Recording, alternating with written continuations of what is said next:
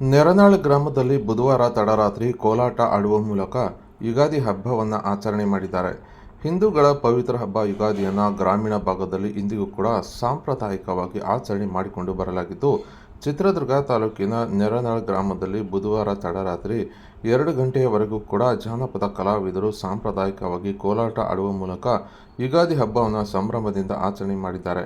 ಇನ್ನು ಗ್ರಾಮದಲ್ಲಿ ಯುಗಾದಿ ಚಂದ್ರ ದರ್ಶನದ ನಂತರ ಕೋಲಾಟಕ್ಕೆ ಚಾಲನೆ ನೀಡಿದ್ದು, ಗ್ರಾಮದ ಯುವಕರು ಹಾಗೂ ಮುಖಂಡರು ದೇವರ ಗೀತೆಗಳನ್ನು ಹಾಡುವ ಮೂಲಕ ಕೋಲಾಟ ಹಮ್ಮಿಕೊಂಡಿದ್ದು, ಗ್ರಾಮದ ಮಂದಿ ಆಗಮಿಸಿ ಕೋಲಾಟ ವೀಕ್ಷಣೆ ಮಾಡಿದ್ದು, ಸುಮಾರು ತಡರಾತ್ರಿ 2 ಗಂಟೆಯವರೆಗೂ ಕೂಡ ಕೋಲಾಟ ಆಡುವ ಮೂಲಕ ಯುಗಾದಿ ಆಚರಣೆ ಮಾಡಿದ್ದು, ಪ್ರತಿ ವರ್ಷವೂ ಕೂಡ ಯುಗಾದಿ ಚಂದ್ರ ದರ್ಶನದ ನಂತರ ಈ ರೀತಿ ಕೋಲಾಟವನ್ನು ಆಡುವ ಮೂಲಕ ಸಾಂಪ್ರದಾಯಿಕವಾಗಿ ಯುಗಾದಿಯನ್ನು ಆಚರಣೆ ಮಾಡಿಕೊಂಡು ಬಂದಿದ್ದಾರೆ.